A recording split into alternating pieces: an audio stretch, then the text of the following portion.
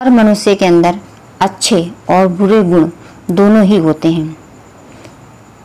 जब उस व्यक्ति की किस्मत अच्छी होती है तो उसके सामने कोई ऐसा व्यक्ति मिल जाता है जो उसके अच्छे गुणों को बाहर करता है और उसे एक अच्छी समझ देता है। और ये सब भी ईश्वर की कृपा से ही होता है। जब ईश्वर चाहते हैं कि उस व्यक्ति को,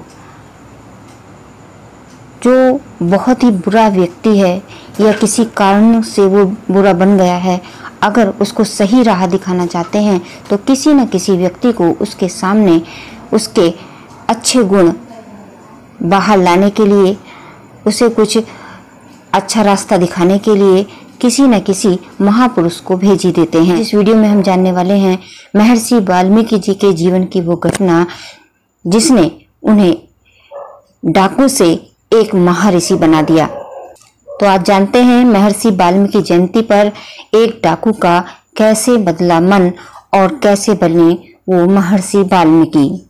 एक डाकू जिनका नाम था रत्नाकर, उनका कार्य था रास्ते में जो भी राहगीर आता था उनको लूट लेते थे, उनका जो पैसा होता था वो भी लूट लेते थे और उनकी हत्या भी कर देते थे। उस रास्ते से किसी महिला की अगर डोली गुजरती थी या कोई महिला जेवर पहने वहां से गुजरती थी तो उन सब जेवरों को भी उतार करके वो लूट लेते थे। एक दिन की बात है, उसी रास्ते से नारद मुनि वहां से गुजरे और उन्होंने देखा कि एक जो लुटेरा है उनके सामने आकर के खड़ा हुआ और कहने लगा कि जो कुछ भी तेरे पास है वो मुझे दे दे। महर्षि ने कहा मेरे पास तो कुछ भी नहीं है। डाकू ने कहा झूठ बोलता है, जो कुछ भी है वो सब कुछ मुझे दे दे।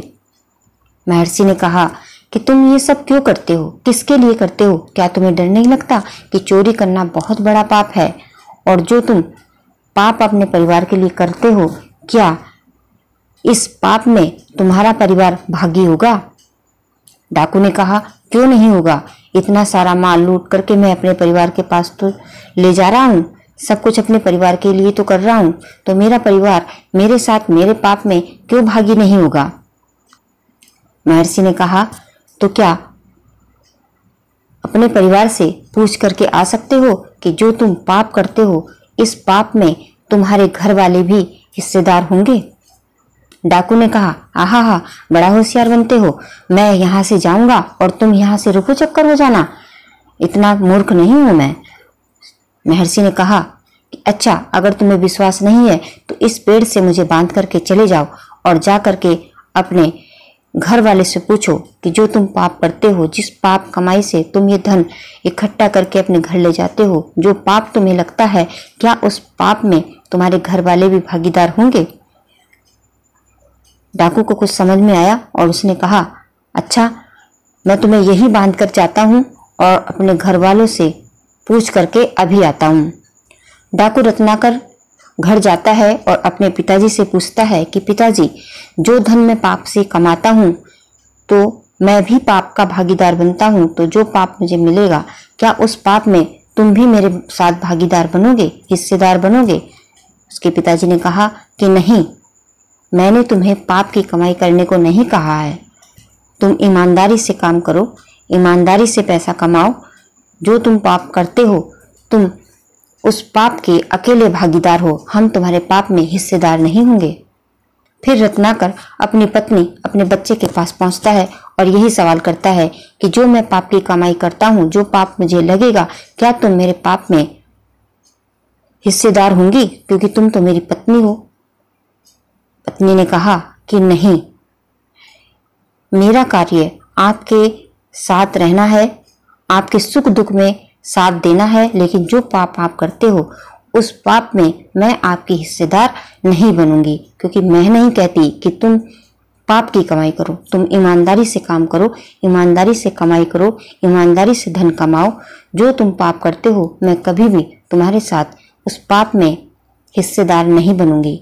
इसी तरह रत्नाकर जी ने अपने बेटे से भी कहा और बेटे ने भी यही जवाब दिया। ये सुनकर के रत्नाकर जी को बहुत बुरा लगा और उन्हें समझ में आ गया कि जो पाप मैं करता हूँ केवल उसका भागीदार मैं हूँ, मैं समझ रहा था कि जो पाप मैं करता हूँ मेरा परिवार भी मेरे साथ होगा, लेकिन इस पाप का तो मैं अकेला ही भागीदार हूँ, फिर मैं पाप क्यों करूँ। और रत्नाकर को समझ में आ गया और वो लौट करके फिर महर्षि के चरणों में आ गिरा और उसने कहा कि आज मेरी आपने आंखें खोल दी हैं और आप मुझे उस ईश्वर का रास्ता बताइए जिससे मैं इस पाप से मुक्त हो जाऊं। महर्षि ने कहा कि तुम राम नाम का जप करो। कहा जाता है कि रत्नाकर जी बहुत बड़े डाकू थे, तो उन्हें राम नाम जपने में भी बहुत परेशानी हो रही थी, उनसे राम नाम नहीं कहा जा रहा था। तो महर्षि ने कहा कि तुम ठीक है राम नहीं कह सकते तो मरा मरा कहो। जब तुम मरा मरा मरा मरा कहते रहोगे तो तुम्हारे मुंह से अपने आप ही राम राम का उच्चारण हो जाएगा। और इस तरह से मरा मरा मरा मरा कहते हुए मरा मरा ही सब रामा रामा हो गया। और रत्नाकर जी ने इतनी तपस्या की कि उनके पूरे शरीर पर दीमक ने अपना घर बना लिया और उसी दीमक को वाल्मीकि कहते हैं, तो इसीलिए उनका नाम वाल्मीकि पड़ा। और ईश्वर की कृपा से वो इतने विद्वान हुए कि आगे चलकर उन्होंने रामायण की रचना की और महर्षि वाल्मीकि के नाम से जाने गए। इसीलिए कहा जाता है कि मनुष्य बुरा नहीं होता, अगर उसे कोई अच्छा व्यक्ति मिल जाए समझाने वाला, तो एक दुष्ट व्यक्ति भी एक अच्छा इंसान बन सकता है। तो आज महर्षि वाल्मीकि की जयंती पर हम सब महर्षि वाल्मीकि जी को सादर नमन करते हैं और सभी को महर्षि वाल्मीकि जयंती की बहुत बहुत हार्दिक शुभकामनाएं। ये कहानी आपको कैसी लगी, इससे आपने क्या सीखा, कमेंट बॉक्स में बताना ना भूलें। और वीडियो अच्छी लगी हो तो वीडियो को लाइक करना, चैनल को सब्सक्राइब करना, साथ में जो घंटी है उसको भी प्रेस कर लेना ताकि अगली वीडियो का नोटिफिकेशन सबसे पहले आपके पास पहुंच जाए। वीडियो के अंत तक बने रहने के लिए बहुत बहुत धन्यवाद।